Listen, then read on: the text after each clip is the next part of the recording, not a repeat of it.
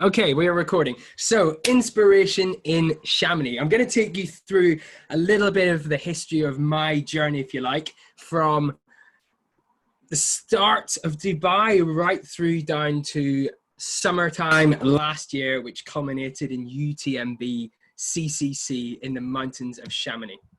So, imagine this. In Dubai, when I moved over in 2010, I was actually a lot chubbier than I am now. And that was mainly down to me attacking the brunches every weekend. I would go out midweek as a school teacher and do the drinking, do the canapes. I'd eat pizza. I used to go to Spinneys, make myself spaghetti bolognese and buy a foot-long baguette. And I'd pour the spaghetti bolognese into the foot-long baguette, sprinkle cheese over the top of it, and eat that as a dinner. And actually, it was one of the very first meals I cooked Heidi on our date night when she came round. She was not impressed, so I ended up having to go out and take her out after this. Anyway, we then decided there was a deal on at Engine Gym in 2013, and it was buy one, get one free. So we ended up going to Engine Gym, and I went on a hypertrophy mission. And this is what I came out as. This is me at my bulk of my bodybuilding phase. Didn't really work. Ultimately, though, this is where I met Marcus, and this is where I met the Inner Fight crew when they used to occupy the top floor of Engine Gym before they moved to the old venue, which we know and love and is now kaput. January 2013, I decided that sitting in the school staff room. Sitting in the school staff room, I was talking to one of the English teachers called Jeremy, and he told me about this fantastic race called Wadi B. I decided that's a fantastic idea. They talked about Buttfuck Hill, which is a really steep incline in the middle of this race. And I thought that sounds amazing. I want to have a go at that. How long have I got to train? And it was probably about October, November time, and the race is in February. So I started running to school in the morning, and I'd run home from school in the evening to train for this. And then Heidi at Christmas bought me a lovely set of Nike trainers, which you can see down the bottom there, and these fantastic compression socks and a lovely running kit. It was matching Adidas vest and top. And I decided it would be a good idea to run the Dubai Marathon as a training run for Wadi B. This was all in 2013. In February 2013 then was my very, very first ultra marathon. It was the Wadi B 72 kilometers. As you can see there, I'm still wearing the same Adidas shorts that I used for the marathon and a ridiculously tight top. I knew nothing about running ultra. I was having breakfast 5 minutes before the start of the race. Nothing was settling. I didn't do a warm-up. But in the end, I had a really, really good time. There was me at the start line just there with all the other guys. Incidentally, this race, I believe, is no more. I think they've stopped it now because they didn't get enough sign-ups, I think, this year. As you can see, back in the days, Wadi B used to have the solo race on the same day as a relay race. And so what would happen, you'd be running, and you'd start off earlier than all the relay racers, and the relay racers would end up overtaking you. They'd be running max effort on this 72-kilometer course, changing a baton. As a consequence, all the cars would zoom up past them, and you'd end up with fluffy hair like this, covered in dust. It's definitely not good for the lungs. And in future years, they decided to split the race into a Friday, Saturday. So all the solo runners went on the Friday, and all the relay racers went on the Saturday. It lost a bit of its edge, but it was definitely a lot safer for the runners.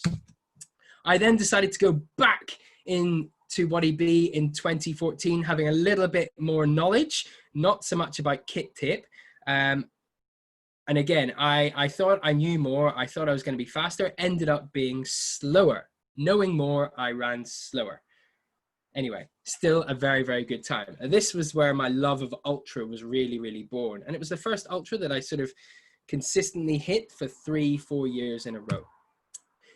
In 2010, let's jump back a little bit. I'd first gone to Chamonix on a ski trip with one of my friends from university. He was there doing a gap year, and I, again, had just started teaching, so I had my 3-week Christmas holiday. And so I decided it'd be a good idea to go to Chamonix for 3 weeks in Christmas. And it was my first real exposure.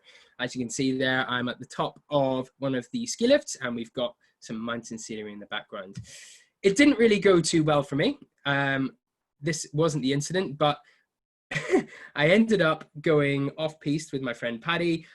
We jumped off a cliff. It was a little bit steeper than this, but I ended up landing, knocking myself out on my knees, fracturing my skull, and nearly getting my eyeball to pop out of its socket. It looked a little bit like this. Spiky hair. Anyway, this was me, I think, when we got back from that day.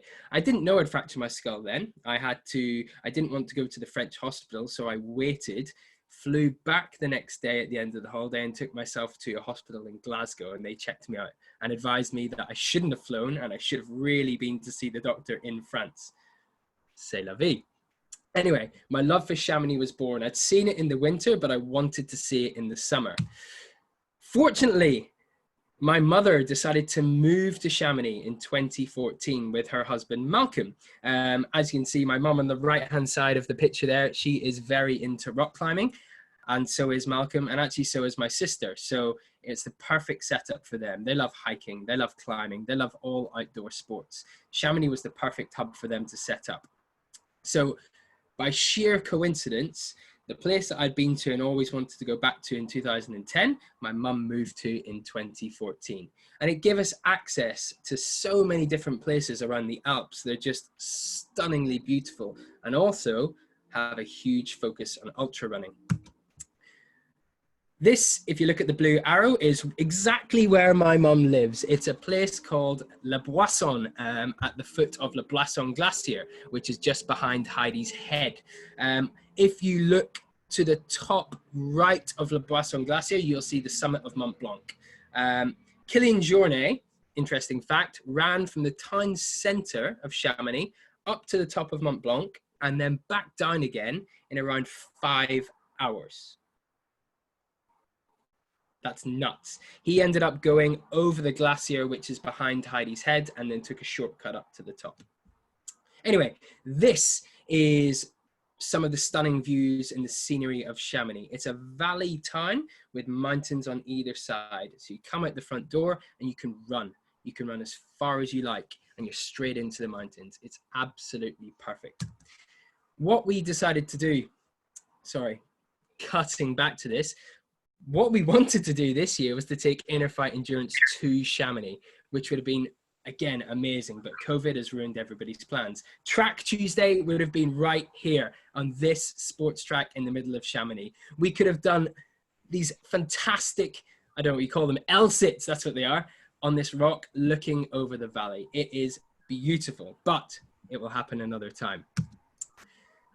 2016, because my mum was based in Chamonix, it gave us access, like I said, to so many of the other ski valleys that are around in the Alps, in the Swiss side, in the Italian side, or even in the French side. So in 2016, me and Heidi went to run the Eiger Ultra Trail, a couple of hours drive from Chamonix.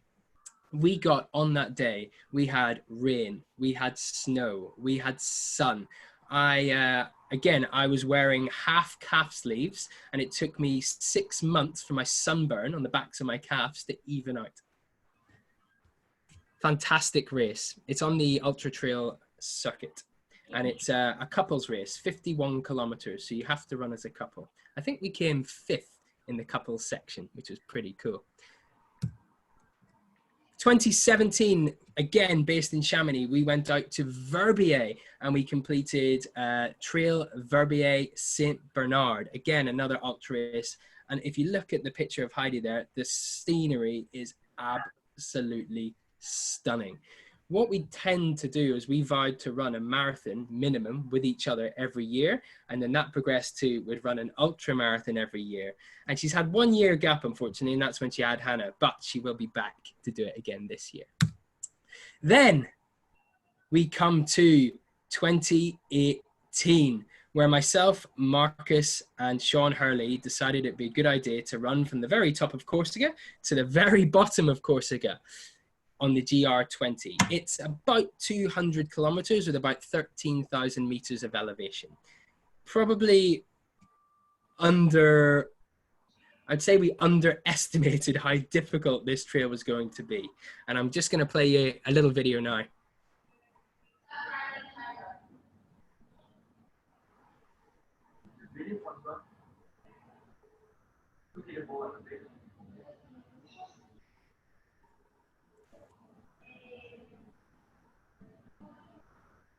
What the video doesn't show there is actually, if I was to fall left, that would be sheer death. On the right is safe, which is why it looks like I'm sitting on my bum and sliding, but it's really vertical. That trail was absolutely nuts, and it took us 5 days to complete. Again, it was just fueling my inner demon for ultra running. And I know lots of people are set on always hitting another race, another race, another race, but it just proved to me that you don't necessarily have to do a race all the time. Half the time, just finding a good bunch of people and going out, planning an adventure is all you need to do. And you can be rewarded with, as you can see, just epic scenery, incredible times, and just lifelong lasting memories. 2018, and we come to UTMB Oman, 130 kilometers. This was the first ever running of this event, and they just ran the second version this year, with the third version coming up next year. Sorry, last November. Now, 20% of this field dropped out within the first 30 kilometers, and it's only 130. That's absolutely nuts. And I think the dropout rate in total was 60%. Me and Sean very, very quickly decided that we should stick together. And this is one of the reasons why.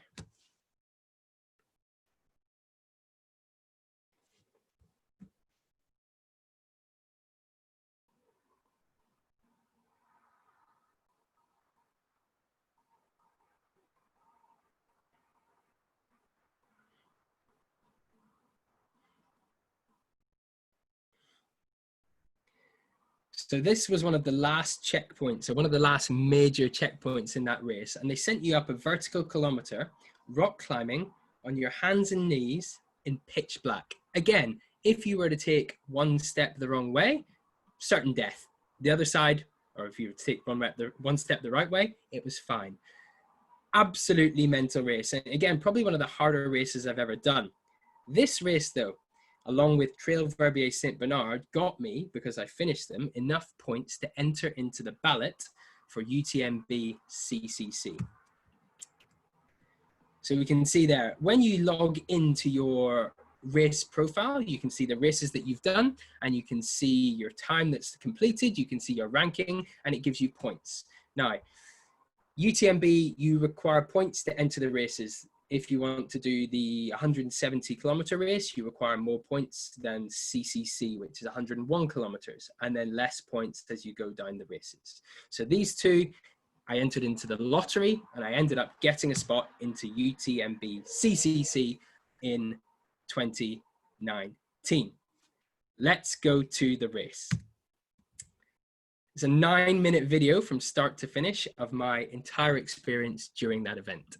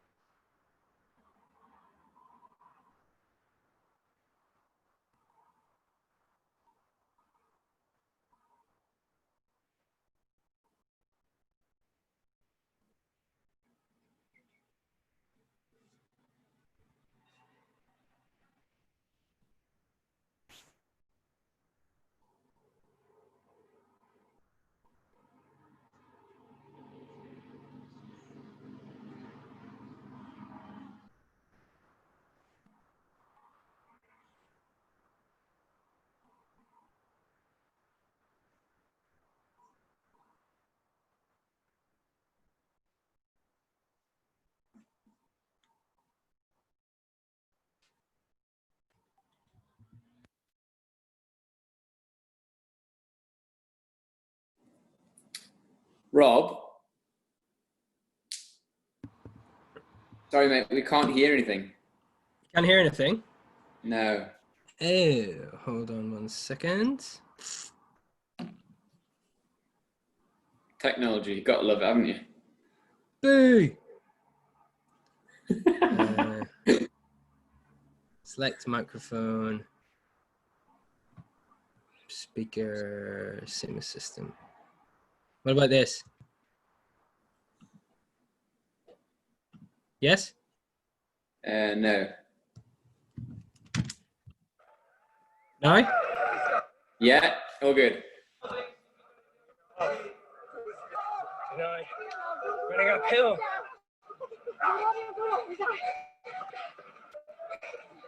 Oh. Big mass start. Carnage. Nice and tight through the streets to start with. And we've gone off with a nice and punchy 5 minutes a K. I don't think that's going to last.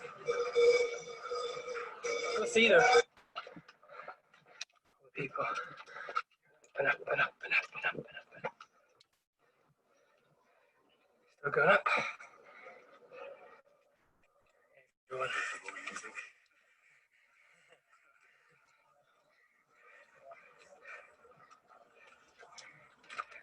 First, big ascent is done. Now, we're going to crack in descent down this valley towards the first aid station.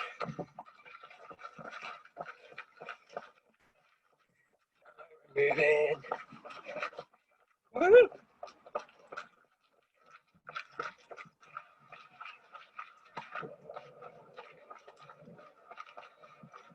Yes. Apologies. Going up another big climb. To the highest point on the course. We've done a third of the climbing in a quarter of the route. Spicy. 28k in, and my quads are cramped, so I had to slow the pace right down. Pop some electrolytes. It's gonna let them ease off. This huge hill to go up, so it's gonna relax up that, and then get back into it. Oh yeah! Look at these views. I don't mind doing this slowly.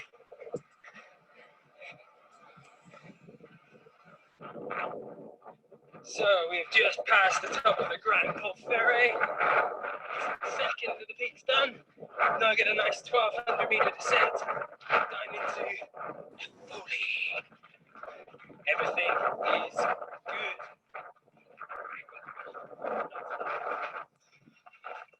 We're now on the descent into La Foley. 5k to go down this valley. And there, some hot soup, water, food, fun times.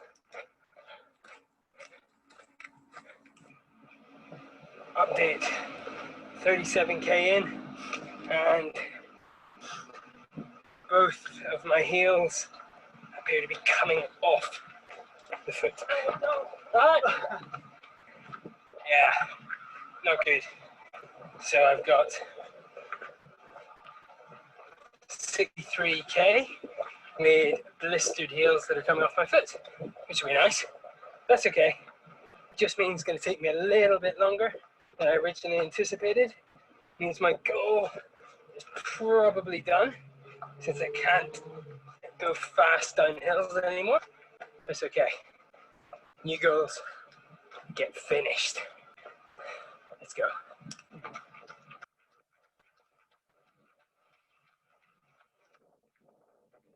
So, good news is, still hold the 546k. Woo!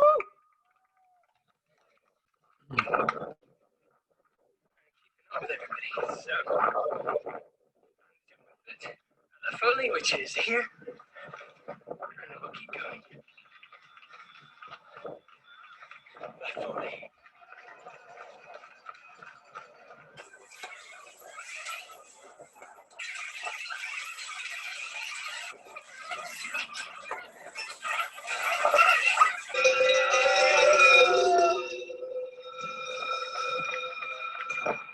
Foot is bandaged and we are moving! Woohoo! That Foley! Look at that section.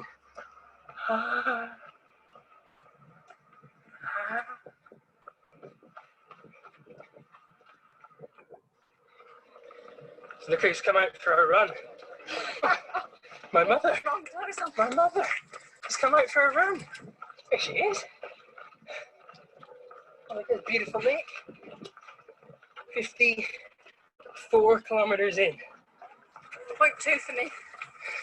0.2 kilometers in from Mum. Excellent.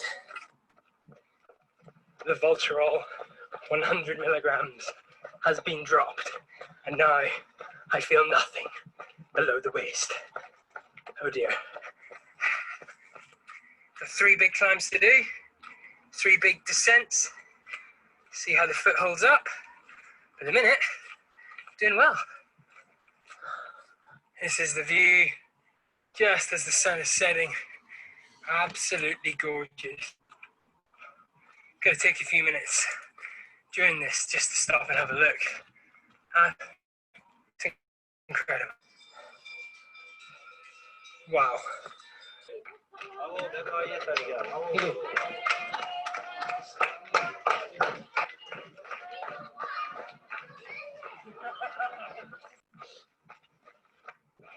75 kilometers in, coming down the second last ascent, 800 meters down. Thunder and lightning. If we look over towards Chamonix, it's going to be interesting. Everything hurts now, even through the painkillers. So God knows what state my feet are in. Oh well, keep pushing. 25k, 10k to go. Ugh. Brutal. So I've just left Flagere. We've got 8k to go, 1 hour and 15 minutes, and then that'll be me under 18 hours. So the race is on. It is very steep and ruining my legs, my feet. I can do it though. We are coming down the home straight. Here we go. See?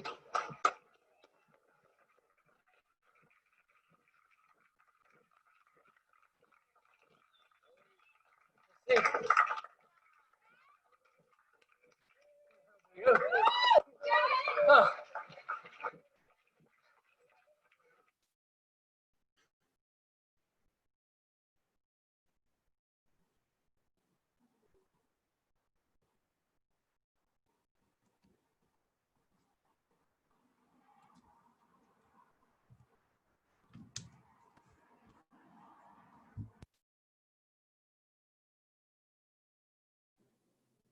Rob Jones, we can't hear you again.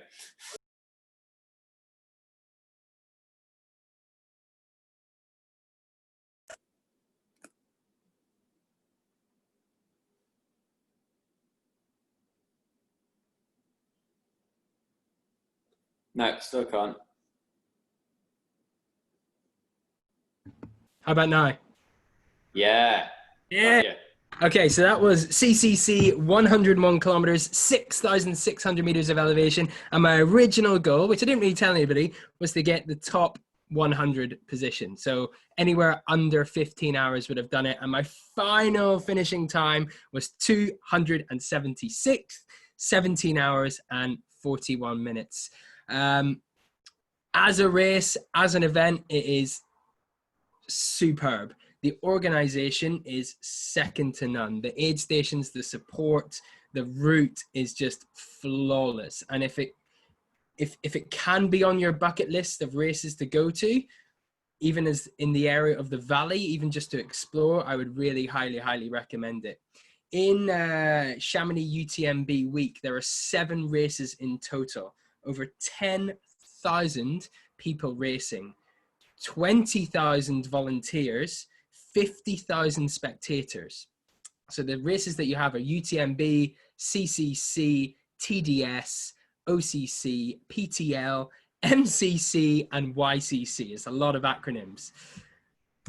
What I would say to you guys is at 33 kilometers, I had a goal And I thought that goal was done. Well, it was done. To get in the top 100, it was done. But I managed to just reshift my mindset, reevaluate what I wanted to achieve, and still enjoy the remaining, bloody hell, 10 plus hours of that race. Despite what the video comes across as, all the pain was absolutely worth it. And you literally, your mind is so strong. You have the power to do anything. But your mind can also flip that switch and convince you to stop when you really, really, really don't need to. So what I would take away from this, if anything, is that you can do more than you think you can. If you have a goal to go and do a race, it might not necessarily happen instantaneously. It might take 2, 3, 4 years. Or you might be like me. You might be that fat kid in 2010 that needs to slim down, lose loads of weight, and it might not happen for another 10 years. Ultimately, though, Chamonix is an absolute mecca of trail running. It is beautiful, and I recommend that you all should go. And I think that is enough from me about Chamonix. I'll take any questions if you've got any questions. How do I stop sharing this? There we go. Epic, Rob Jones. I did have a script last week, but it was last week and I forgot it. All right, I'm pretty flawless. I got the video though. The video's good. Oh, fantastic. Tom Walker wants to start with my race weight. I think I went into that race at 88 kilos. We actually found a picture of me the other day. I thought I was in pretty good condition and I really wasn't.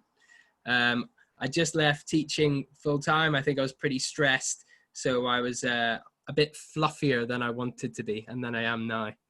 I'm saying fluffier. Fluffier. That's good. Anthony asks, definitely bucket list, what could be a good race to start with in Chamonix? So if you wanted, well, to do those races, you need to qualify. So you need to get the points and you need to enter the lottery. I entered the lottery this year again. Granted, the race isn't on, but I entered the lottery again. I did have enough points to enter CCC's lottery again, but I didn't get in. So it is luck of the draw. So if you pin all your hopes on going to necessarily run one of these races, it might be a 2, 3, 4 year plan. So you need to have a backup. There are, though, so many other races that are just as beautiful, just as pretty in the surrounding area. You just need to find them. You just need to sign up and go. And I'll share with you a website link that has all of those races listed and you can just search, find them, sign up and go. Dilly croissant didn't take. For that race, I had 4 croissants. Solid. I've actually got a question, Rob. What is it about ultra that is so appealing to you? Good question. I think when you're running for that long, 17 hours, and even some of the other races I've done are even longer, 30 hours plus, you go through every single emotion that you can think of and every single emotion that you didn't even think that you had or could have thought of. Anything that you've planned for will happen and everything you haven't even considered will happen. Literally, something's going to go wrong and you may have planned for it. Something will go wrong that you haven't planned for. I hadn't planned for my foot to fall apart. So I had to reevaluate and deal with that sort of off the cuff. And I dealt with it, I think, very, very well. But the appeal for me about going longer is that you get to experience all of that in one short, sharp hit. That combined with the scenery and the people. I mean, I'm not going to lie, ultra runners, we're all weirdos. We're completely nuts. We're a strange bunch of people. But we're lovely people. And, you get to meet just absolutely bonkers people. Marcus will testament to this as well, actually. And actually, anyone who went to Jordan with Ultra X, there was a 65-year-old woman that was running a 250K multi-stage ultra. She would come back every day, lie on her back on a yoga mat and do bicycle kicks in the air. And she decided after she'd finished the race, the day after that race, she got up and went for a run in the desert, just on her own. It just, these people are absolutely bonkers, but it's so addictive to meet these personalities and learn and get inspiration from them. It's just, I love it. Absolutely love it. That's pretty cool, eh? We've got loads of questions coming in, mate. Coming. You're going to be here for years. If you compare UTMB Oman and CCC in Chamonix, besides distance, what was the main difference / what was the most difficult in both races? Terrain. UTMB Oman is a much, much harder race because of the terrain. The terrain is so unforgiving in Oman. CCC, you're running through the French mountains, so it's a lot softer underfoot. Well, allegedly. The views are much, much better in CCC because you've got the different landscapes, you've got the forests, you've got the snow, you've got the ice, you've got sort of more variable weather conditions. So it gets a lot colder at nighttime, and it was a lot hotter in the day than Oman. Oman this year, I should say. Oman last year was freezing. Yeah. What else would I have on my bucket list? On my bucket list, I have Western States. I have the Moab 240 still.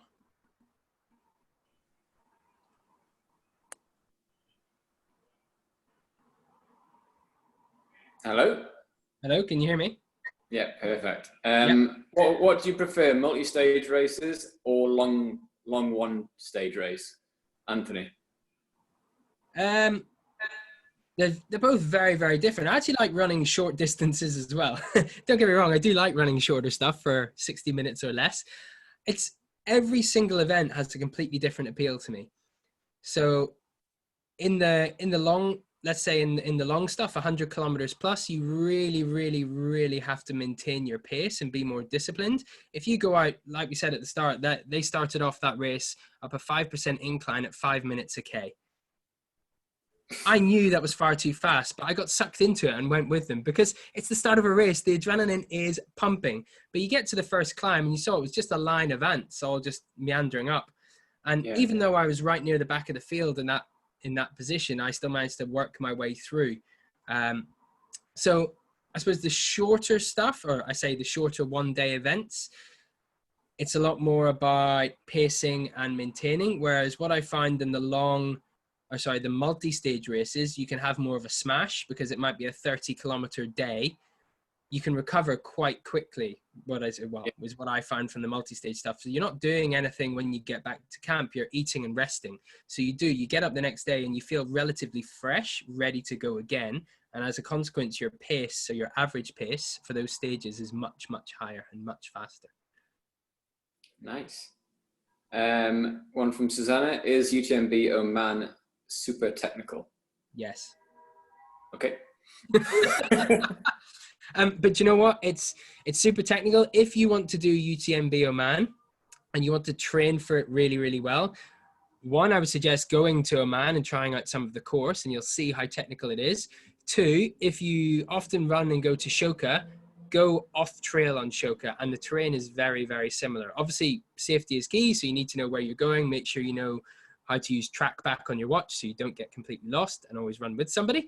But we have the perfect training ground for that race, and I don't think we utilize it enough. We could do some fantastic things at that event, and we will this year. Nice. Tom Walker asks, when are you coming back to Ironman? When the Inner Fight Endurance pool opens. Nice, solid.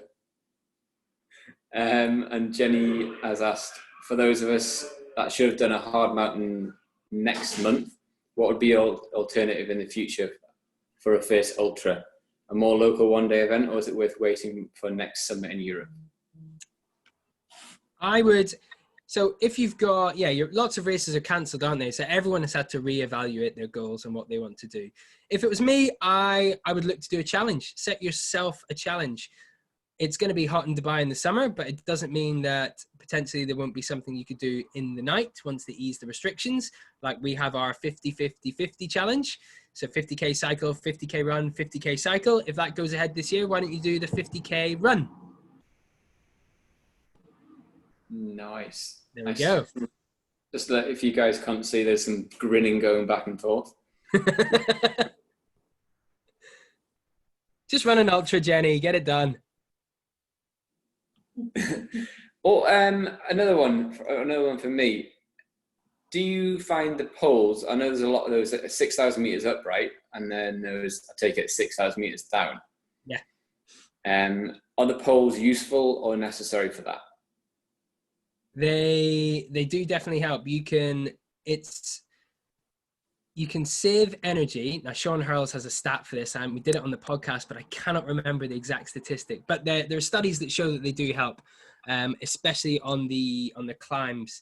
If you use them enough, like there's loads of Italians that were using them on the descents and using them on the flats, and they're almost launching themselves, like increasing their stride length using the poles, and they were so efficient using them. But I just hadn't used them enough to be confident to do that. But I did feel confident using them uphill.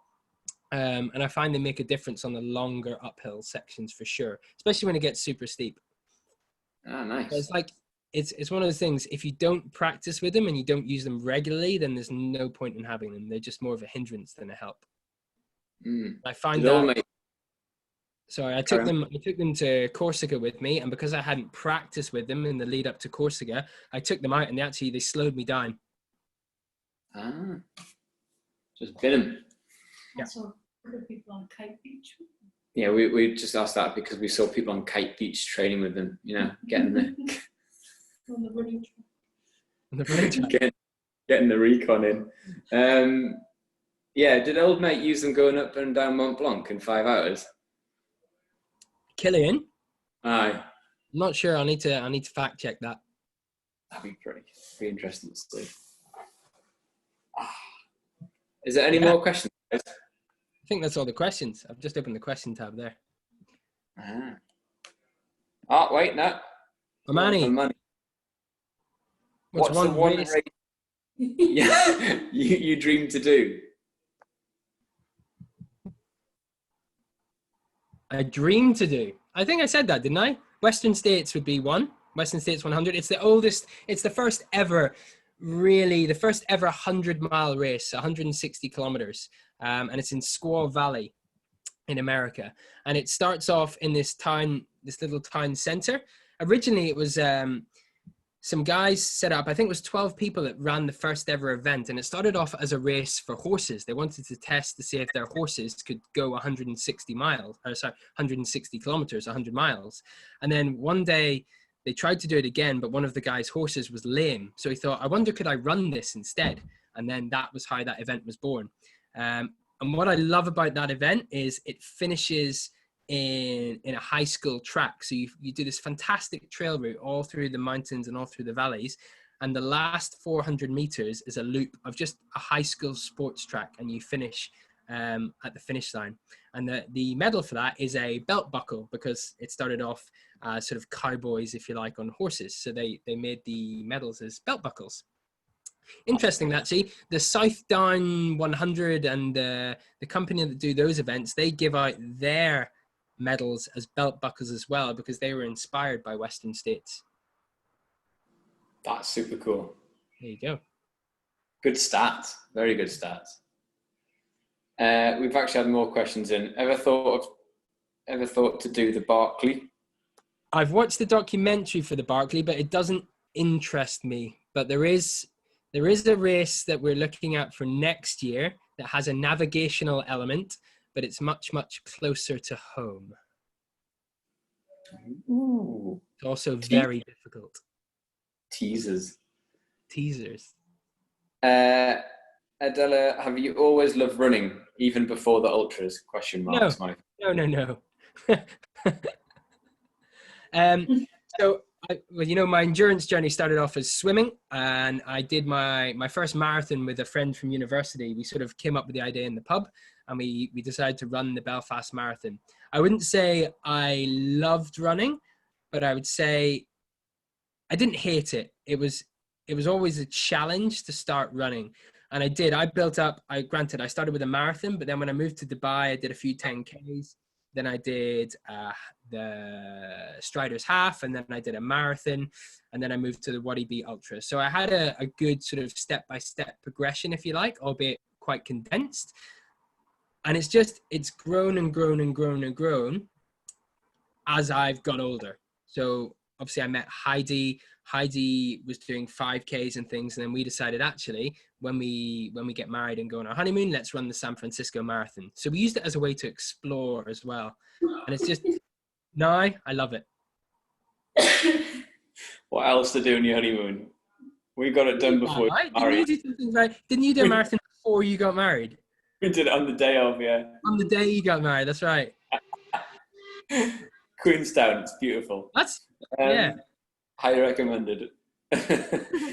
Jeff Strachan says Centurion running SDW end of August. Have you entered? Is that South Down Way? Do you want to unmute him? Where is he? Is that what it is? Yeah, South Downs Way. I've looked at it. I've been on all the websites over here having a look. I should be back in Dubai by then for sure. Hopefully. Inshallah. I know.